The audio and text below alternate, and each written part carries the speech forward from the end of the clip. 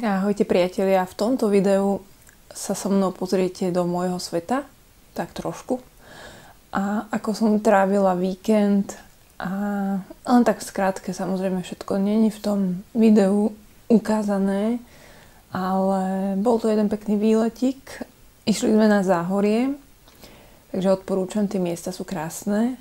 A išli sme do miestnych lesov a v podstate v prvom rade som chcela ísť na hríby, ale rozhodla som sa, že okrem toho, že na hríby, tak som si zobrala aj kameru a urobila som fakt dobre, pretože som naozaj zachytila krásne momenty, ktoré som tak nejako v skratke zostrihala v tomto videu, takže môžete si pozrieť a dúfam, že sa vám bude video páčiť a zároveň táto prechádzka ma inšpirovala k tvorbe, ktorú som potom v závere videa robila.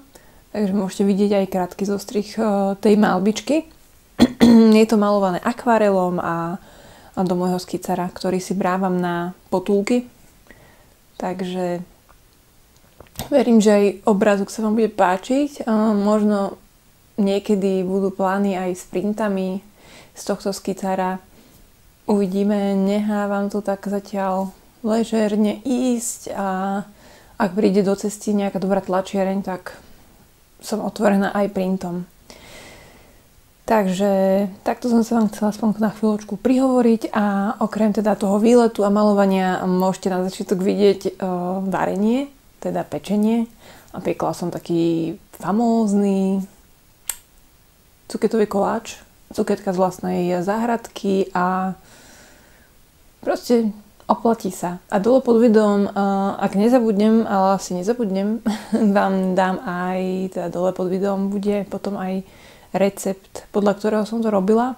Samozrejme, vždy si dávam aj tak trošku navyše nejaké veci aj mimo receptu, ale v tomto prípade asi to bolo presné, typujem, že som nedávala nič navyše. Asi. Len ten granulovaný cesnak som tam použila, lebo sa mi nechcelo šúpať cesnak. Ale do tej omáčky, teda do toho dipu cesnakového, tak tam som dala naozajstný cesnak, takže nehajte sa teda motivovať, inšpirovať a ak sa vám video páči, tak nezabudnite dať like, prípadný odber, aby vám takéto podobné videá neunikli. A budem rada, keď mi aj napíšete dolu pod videom, že čo sa vám na tomto videu páčilo a či vás to motivovalo k vašej ďalšej tvorbe, alebo vôbec začať malovať, alebo ísť na prechádzku do prírody, alebo si upiecť taký koláč. Takže budem rada za každý komentár a budem sa tešiť.